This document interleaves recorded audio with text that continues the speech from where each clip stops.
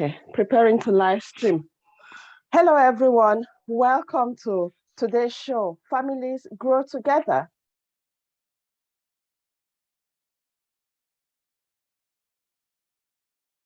Okay, welcome to today's show, Families Grow Together, number 8. We are so pleased to have you here today. I am Nelly Kwasunwe, and I am from Hand in Hand Community CIC. I am here with Aqua, and we will be talking about the different emotions that people experience during this period of Christmas. So I will hand over to Aqua to introduce herself, and then I will start with the question. But while we are doing that, please, if you have any experiences, share them with us. We will share our experiences as well, because we are here to learn from you as well as to share our experiences. So we learn or we hear each other's experiences. You can type your text or just share with us what you've got. So Aqua, can you just introduce yourself, please? Good evening, everyone. Hi, my name is Aqua, and I am an early years practitioner. And as Nelly said, we're here to talk about Christmas and the different emotions that we feel during this period. We'll talk all about how we celebrate Christmas, because some of the emotions that we have come from the celebrations too. So yes, join the conversation and let's get this going. Okay, thank you so much for that, Aqua. So I know most of the talks now is about Christmas, Christmas, Christmas. Some people understand what Christmas is, some people don't. I'll just like you, Aqua, to tell us what actually is Christmas all about. Thank you, Nelly. Right. I am very grateful for that question, and I would love to talk about it. And I could go on and on about this topic. But for me, Christmas is all about the birth and the celebration of the birth of Jesus Christ. I am a Christian, and I believe that Christmas is all about how God sent his son into this world to come and be born as a baby. And that is why I celebrate Christmas. And that is what, to me, and millions of Christians around the world, Christmas is about. Obviously, not everybody is a Christian, and some people celebrate Christmas for different reasons. Sometimes when you ask children in school, what is it? Why do you celebrate Christmas? They say it's all about the presents and the food and the fun and the games that we'll play together. So yes, we all celebrate Christmas for different reasons. But for me, Christmas is all about the coming of our Lord and Savior Jesus Christ. What about you, Nelly? Okay, thank you so much for that, Aqua. Yes, I am born into a Christian family, and from the time I can remember, we always cherish and wait for Christmas to come. So for me and my family and my community, we celebrate Christmas as the coming of our Savior Jesus Christ when he was born on the 25th of December, which is Christmas Day. Thank you, Nelly. Right. So now, like we've said, lots of people celebrate it for different reasons. And like Nelly said, we celebrate it on the 25th of December. But a lot of people have contest this because that is just a date where we do not know that that was the date that Jesus was born. And when people talk about the birth of Christ and they calculate the different calendars, I don't know all about that. They say he was born around September time. But because that's what the church does, that is what we do. We celebrate on the 25th of December, which will be Sunday this year. So it's going to be fun. And I hope you are going to have fun too. Okay, yeah, thank you so much for that, Aqua. So I think we've talked about why then do we celebrate Christmas? Why do we celebrate Christmas? Why do I celebrate Christmas? I celebrate Christmas. I guess I've talked about it in the introduction. I celebrate it because I am a Christian, and I have to honor God during this period. So for me, it's not all about only about the food and the drink. For me, it's time of reflection as well. A time for me to take stock of my life and look at the things I've been doing over the past year and every day, really, and to see what has been good, what has been bad, and enjoy and celebrate. If I've done a time for confession as well, because we live this life, we make mistakes every day, we hurt people, people hurt us, and we have to look at it. Jesus came for us he came as love. He came to share love, to forgive us our sins, to bring peace in the world. So we have a song, Christmas is a time for reconciliation. Christmas is a time of forgiveness. And for me, that is what I think we should be looking at. Well, that is how I look at it. So I try and reflect, think about the love that he came to give us and to share that love with other people, to experience, to give us forgiveness, to give us peace. We want to have peace, irrespective of the kind of situation we find ourselves in. Jesus came into a world which was chaotic. Our world today is chaotic and we need peace. And so Jesus gives me that peace. He gives me that reassurance that I have somebody who is on my side, who cares about me and who wants the best for me. So that is why I celebrate Christmas. Okay. Thank you for sharing that. I think some people, because not everyone celebrates Christmas your way, people have different experiences. Like for me, it's like a birthday. I cherish birthdays from when I was a baby, when I could remember things. My birthday, my siblings' birthdays were always celebrated. And with Christmas, it is special because I know I believe in Christ, whom I've never seen, but yet I believe that because so many other things happen that in the physical eyes, I cannot even explain. But then I will go on to the other side. That's the side about me. On the other side is I wonder now, because Christmas, to me, to an extent, I feel it's been commercialized, because as early as October, when you go to the shops, you find Christmas stuff everywhere in shops. So I don't know, do you have such an experience or is it just me? No, it's not just you. It is a lot of people, myself included.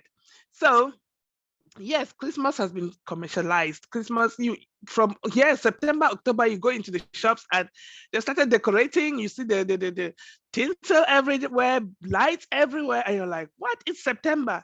And I have colleagues who by September have already bought all their children's Christmas presents. I'm like, what? Are you that organized? Yeah, you have to buy the things in advance. I'm like, oh my goodness. Yeah, so Christmas is all now about shops, business. People sell a lot of things during this Christmas time. People have commercialized it. So a lot of people do not even know what Christmas is about. Like I said earlier, you can ask children why they celebrate Christmas, and you'll be able to count on the palm of your hand the number of people who know the reason for Christmas, the real reason for Christmas, as Christians would celebrate. So Christmas, a lot of people are beginning to try and remove Christmas out of the season, out of the holidays. They say happy holidays, season's greetings, whereas it was the holiday was purposely for Christmas, because especially in England here, it used to be a Christian country, wasn't it? And as such, even in America and all those sorts of countries. But now people are refraining from saying Merry Christmas or Happy Christmas, saying season's greetings, Happy holidays. So yes, Christmas has been commercialized and it's all about shopping, the number of presents you can buy, how much you're going to spend on food and drink, and what kind of presents you're going to get. Some people spend thousands and thousands of pounds for that one day. And it brings a lot of sometimes quarrels and fights because you give somebody a present like they didn't want that present. It brings a lot of emotions, Christmas. So if we can go back to the real reason why we celebrate Christmas, it's going to reduce some of the stresses that we have during this time, especially for moms, really, because they're usually the ones who organize most of the things, and they're running around helter skelter trying to make sure that everybody's needs are met, and sometimes that is very hard. I am not saying that dads don't do that too. Everybody who has a family usually struggles at this time. Okay, thanks for that. When you were talking, I was just remembering something about buying these gifts. So I started initially by talking about October when you go to the shops. But on the other side, some people do their Christmas shopping in January. Mm-hmm. And I, for one, I've done that sometime because like now, this is like the heat of the Christmas buying.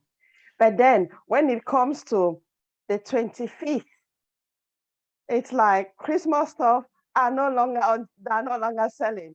So then a few days after, they are like a third or a quarter of the price of the original price. So sometime ago, I buy my Christmas preparations in January, and I save so much that, because say they sell bubbles for £10, sometimes you go there and you get the same bubble for £2. That's massive saving. A So lot. I think it's just to watch out. But the problem or the other side is, how do you store them? Because thank you very much. That's storage what was is just a going through problem. my mind. Storage, because we live in a country where the houses are quite tiny.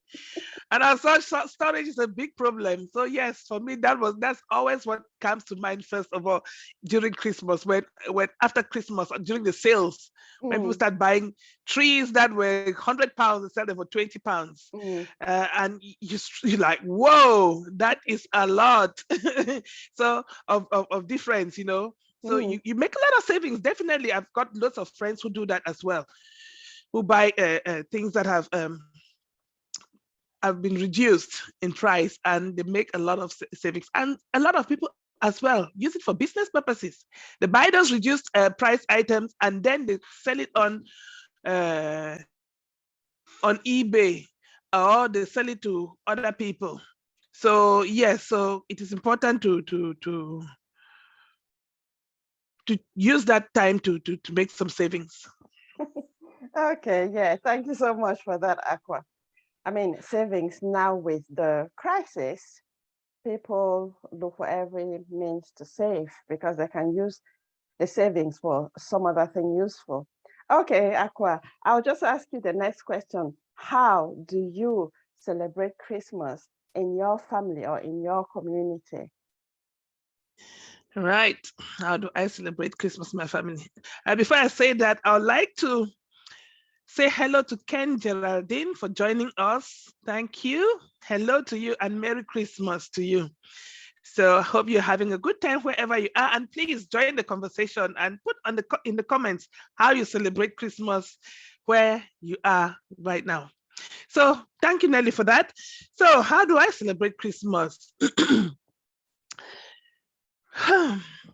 First thing we do is we go to church. On Christmas Day, we go to church. Now, I come from Cameroon, and I used to go to a Presbyterian church. So during the Christmas period, before on Christmas Eve, we'd go to church, Christmas Eve service. On Christmas Day, we'll go to Christmas Day service. And the top food that we prepared was rice and stew.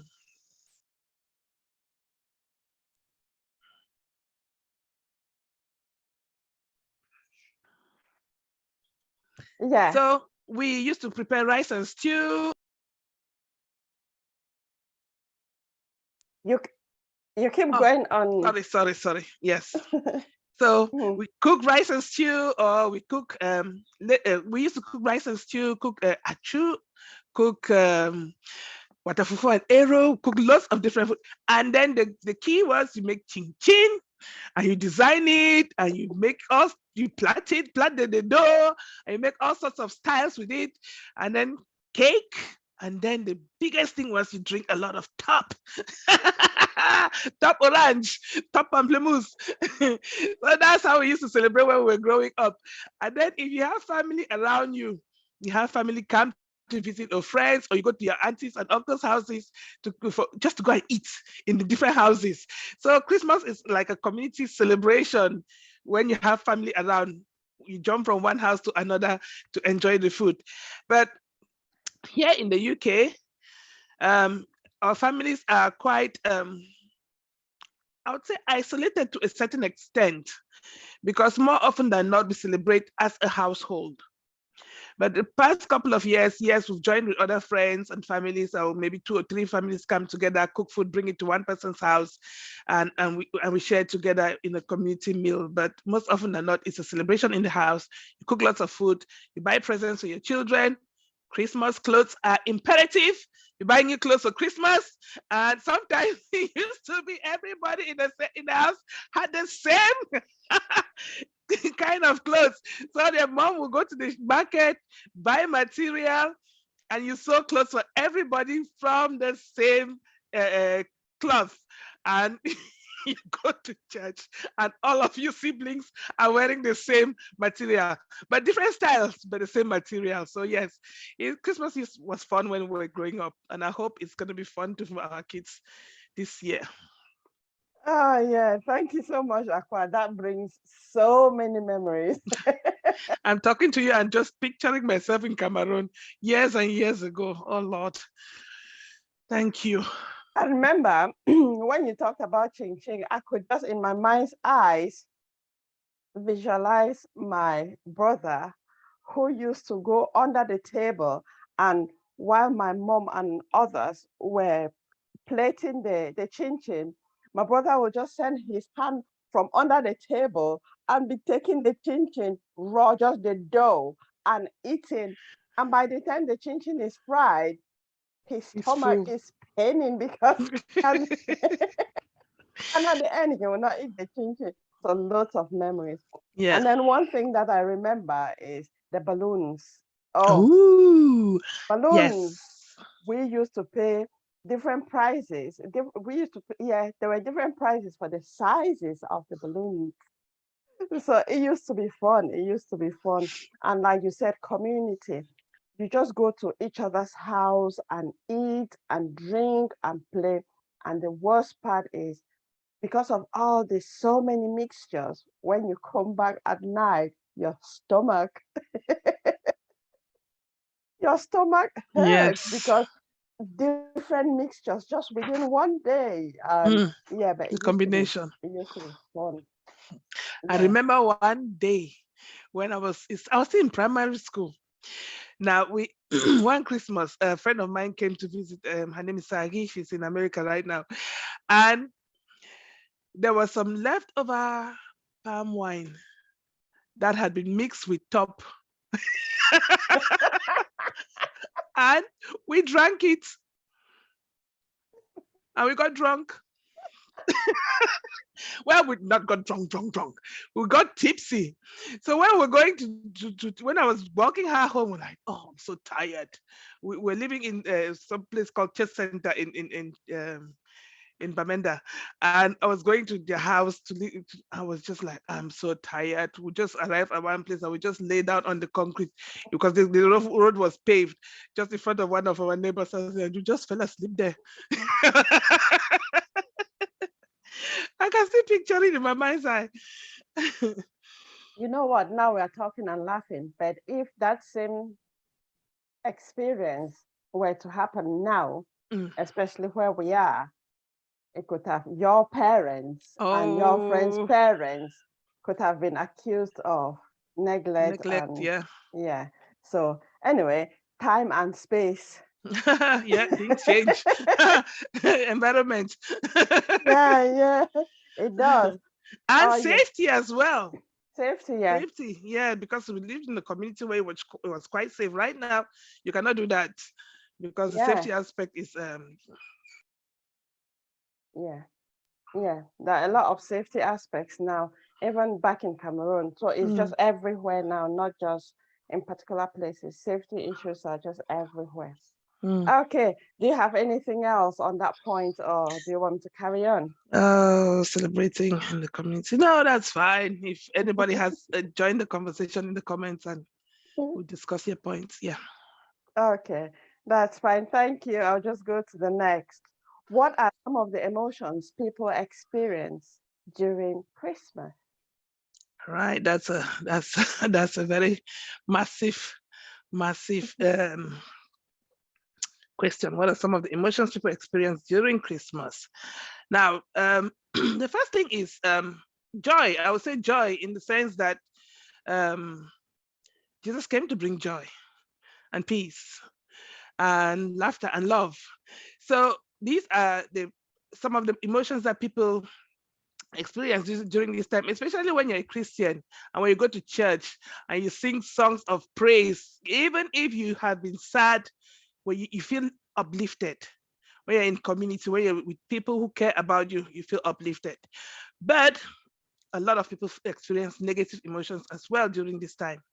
A lot of loneliness, a lot of rejection, a lot of abandonment, a lot of fights, a lot of quarrels, a lot of different things happen during Christmas period, which lead to a lot of different emotions. Now, when we talk about loneliness, we're not just talking about you being alone, because there's a difference between being lonely and being alone. You can be in a crowd, in a house full of people, and still feel alone.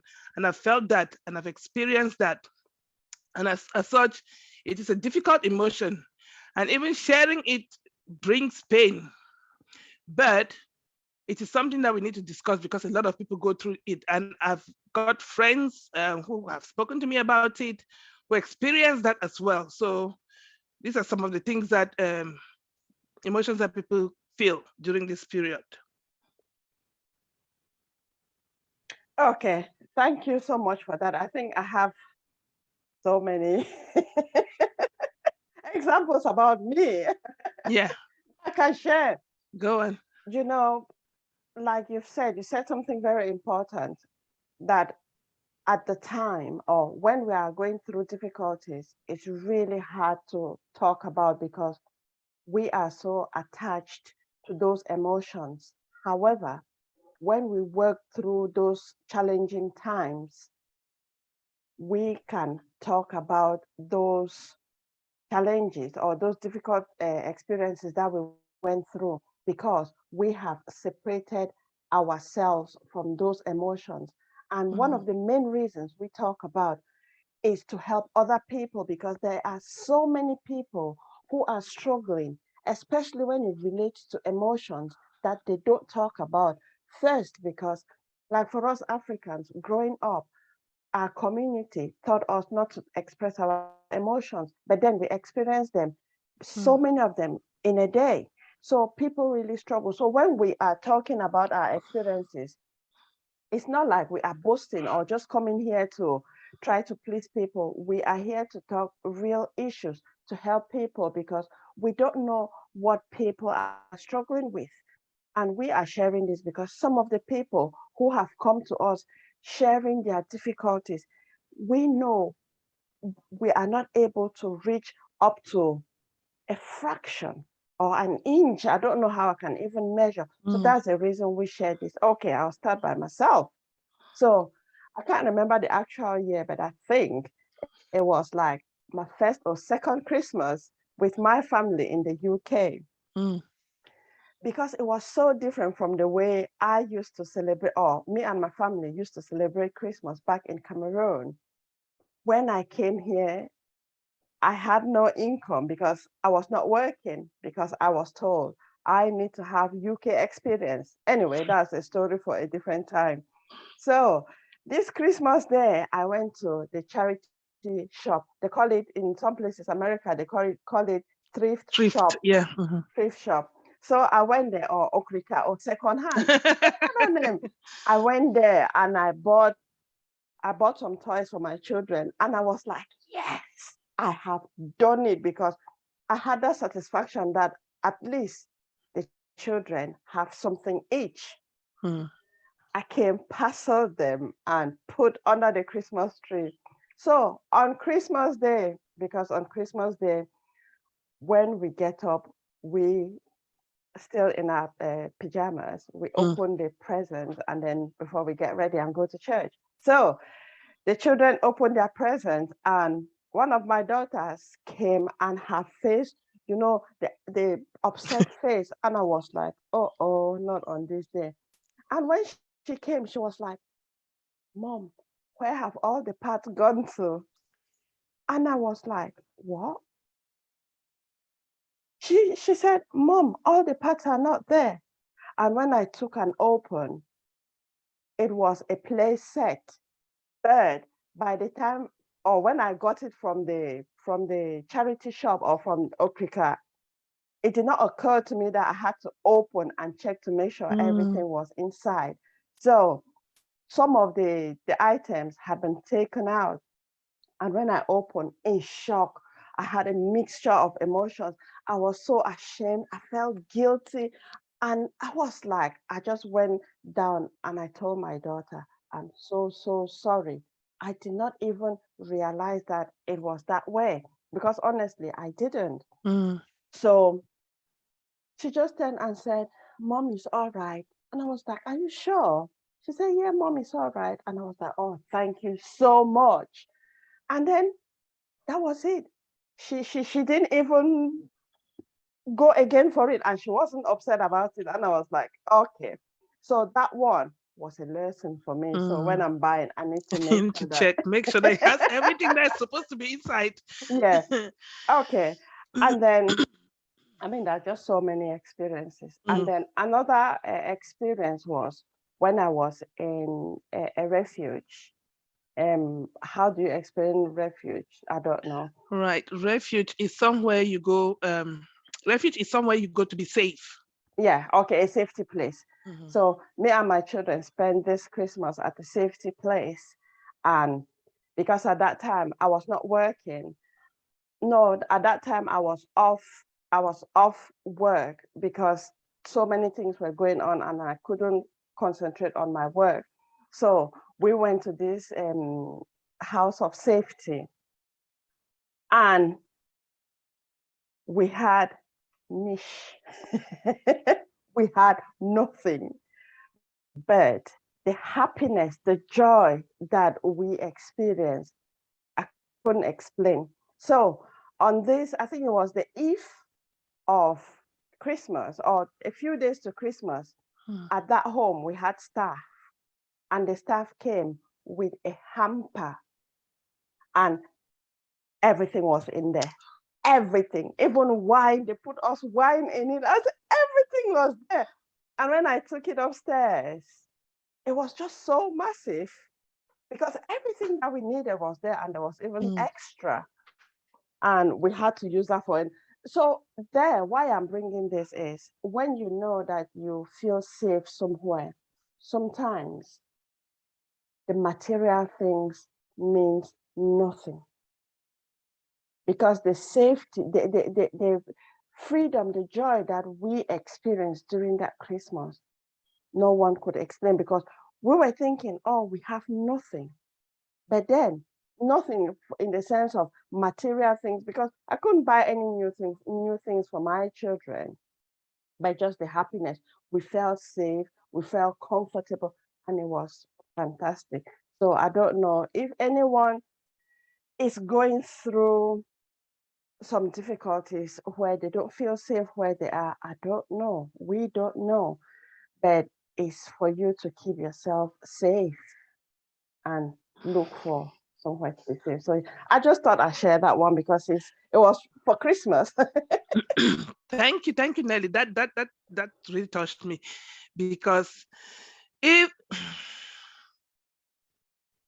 that has really touched me because I work with families as well, and not having material things is not the biggest issue. You can have you go into homes where they have all the material things, and there's domestic violence, there's abuse, there's strife.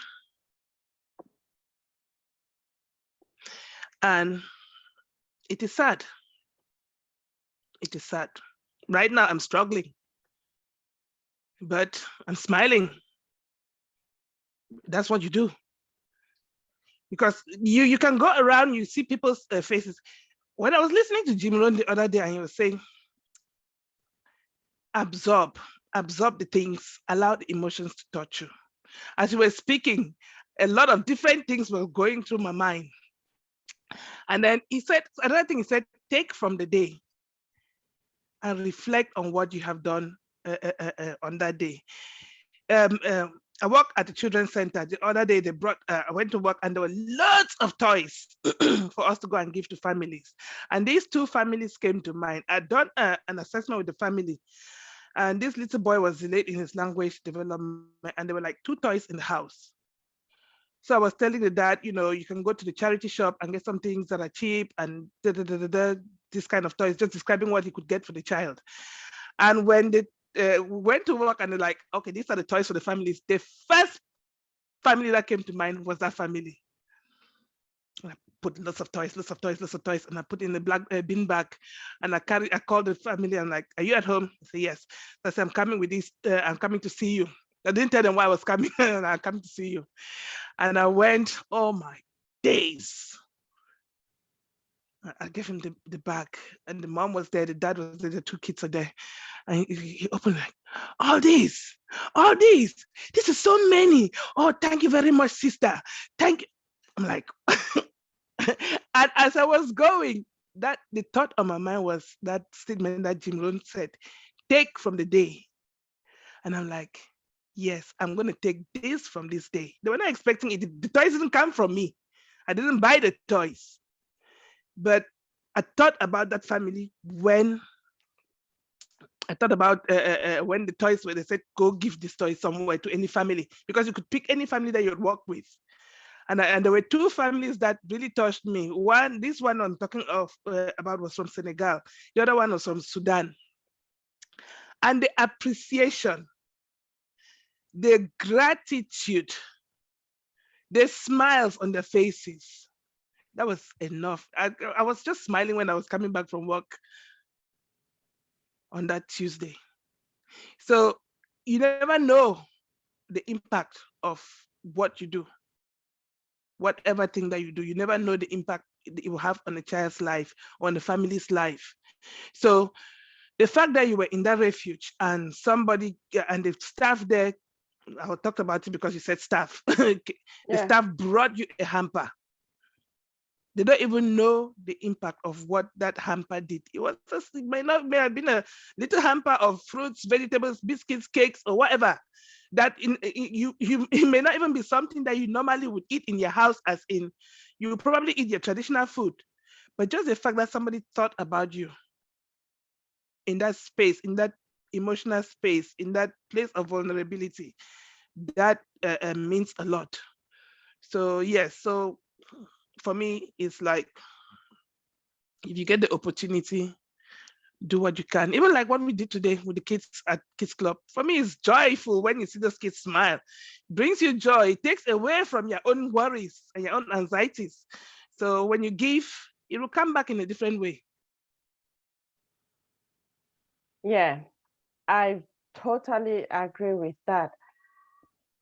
That when you give, it comes back to you. And I think that is a mindset that I wish people can switch to, instead of always wanting, because that leads to greed. If we people can change that mindset to give, it will still come back to them. And I think that's something that is universal and it's universal and natural. So yeah. Okay, anything else on that, or do you want me to move on? Right, we can move on. If anybody has any comment about the different emotions. Well, anyway, if you're struggling, please ask for help. Don't struggle on your own, because it is important to seek help. So talk to a trusted friend if you have one, or the helplines like the Samaritans. We should have thought about getting numbers for these organizations, so that if people are struggling, if you're lonely, you want to talk to somebody, you can speak to somebody in confidence. You can call the Samaritans. They're quite good. They listen. Yeah, oh yeah, that you've just gone to the next one about how can we help. So besides the numbers, I'll see if I can get the numbers. How can we help people who are struggling during this period? Can we help people who are struggling during this period? Give a listening ear. Sometimes people do not want you to solve their problems. Sometimes somebody just wants you to sit there and say, okay, you feel like talking, you talk. You gave us an example of this when you talked about spending those 30 minutes with your children. It wasn't about what you said during those 30 minutes. It was about the fact that you were there and they knew that you were there to listen, whatever it was that they wanted to talk to you about. So, and sometimes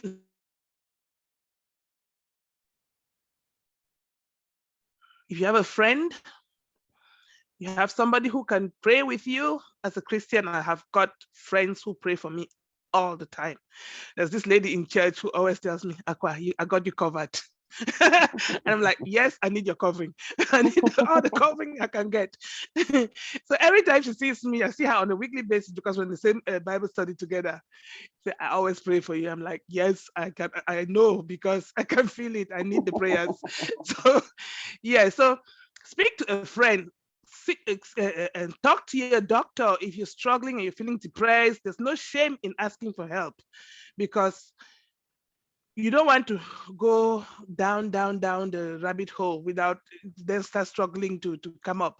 If you should know yourself, know the kinds of things that trigger you, and if possible, take 5, go for walks. Fresh air always helps. So talk to a friend, talk to a trusted friend, speak to your GP if possible, if you can get through to one. GPs are very hard to get hold of these days, but find help. Don't suffer in silence. Find help. And if you're in an environment where you do not feel safe, find shelter. Okay, thank you for that, Aqua. I have some numbers, but I don't know how helpful this will be. I have a screenshot of some contact numbers that people can get for those in the UK, but I'm not sure how. Okay, I'll just say the number. So if you are struggling during this period, if you are based in the UK, we have a helpline for Mind. Mind is Mind offer mental health support. Their number is 0300 123 3393. That's a free number for Mind. Then there's another called Shout. Their number is 85258. That one is for text. You can text them anytime they'll respond to your text messages. Then you have Samaritans. Their number is 116123, and they can be contacted any time of the day and night. Okay. You have Calm. There's one called Calm. Their helpline for men is 0800 585858. That one is for mine, for men, sorry. And there's another one, Papyrus. That one is for suicide. If you have suicide thoughts, suicide, anything suicide, and you need help, you know that you cannot keep yourself safe, then you ring this number, 0800 068 4141. So those are the helpline numbers for those based in the UK. Thank you very much, Nelly, for that information. Yes, so it is important. Get help if you need help. There is no shame in getting help. Yep. Okay. So, like for these topics that we've touched a lot on many different things. In subsequent live shows, we will be breaking them down because, like, we've just talked randomly about emotions, and it goes very, very deep. It goes very, very deep because most of us do not want to talk about it because that's how we were brought up. Some of us don't even know that we can question why we don't need to talk about it, because even when we try to talk about it, we are just being shushed.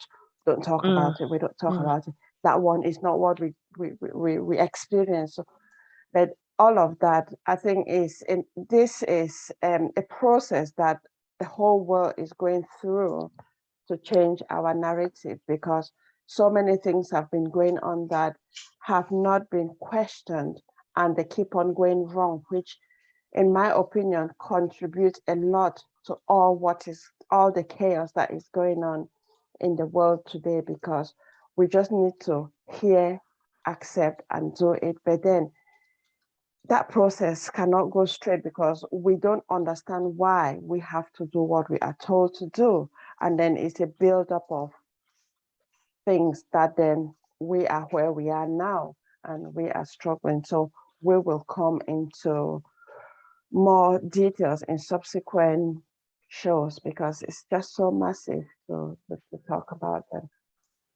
So I see, Aqua, you are typing the contacts, which is really great. Thank you so much for that information. Anyone who needs those numbers, you go onto the comments and you'll see the phone numbers and the texts and the numbers to text to get the help that you need. They're all helplines free. Yeah. And then just thinking, what about those? I know we have viewers from Cameroon in particular and other African countries. How do you think we can help them at this time of the year?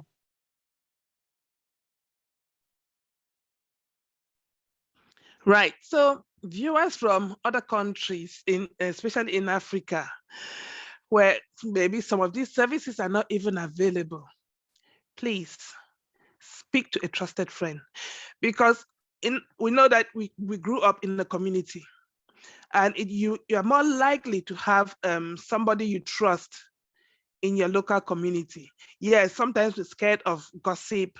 Gossip is everywhere, but when you they say a burden shared is halved. So when you share your burden with somebody, irrespective of whether they have a solution to your problem or not, you feel relieved. Just getting it out.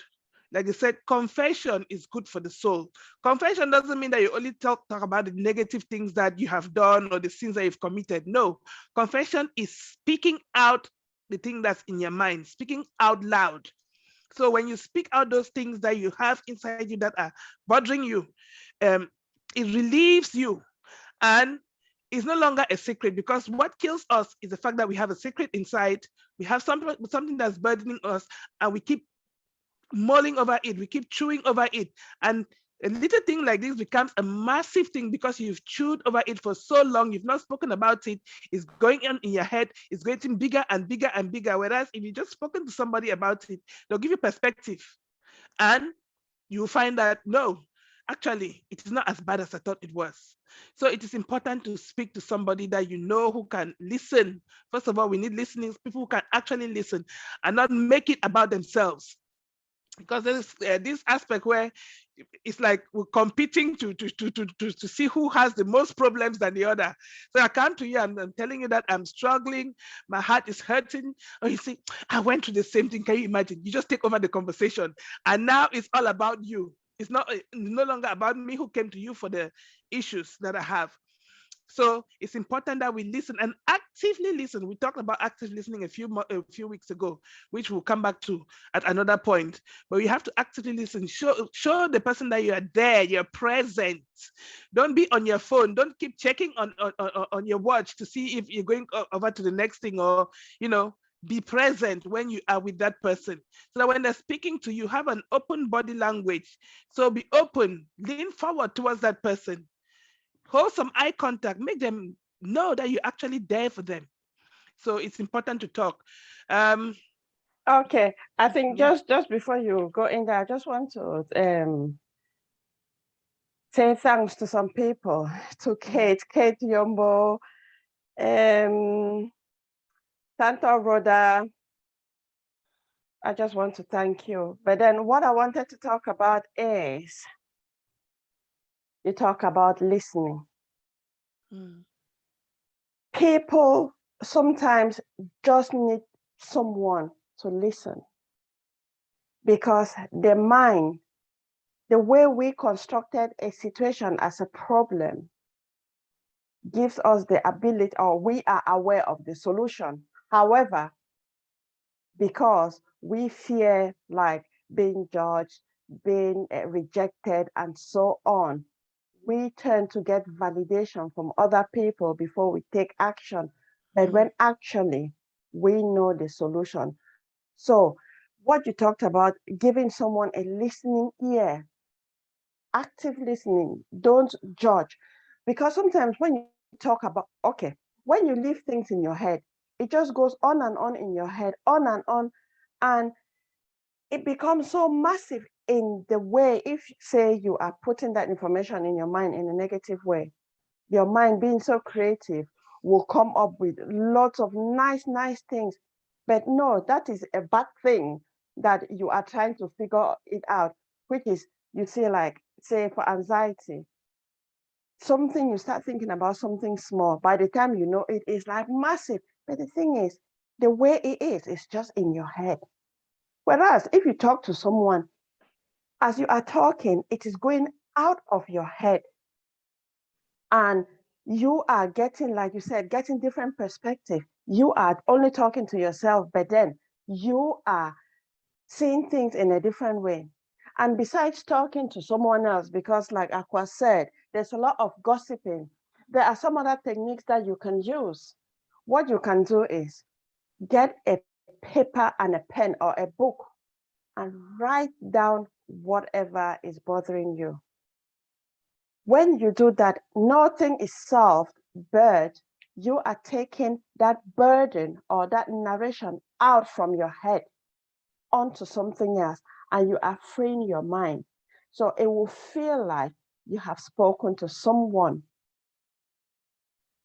If not everyone can write, what you can do is take your phone, record yourself, just rant about whatever you are worried about, talk to your phone, record it, and just leave it there. You are not sending it to anyone.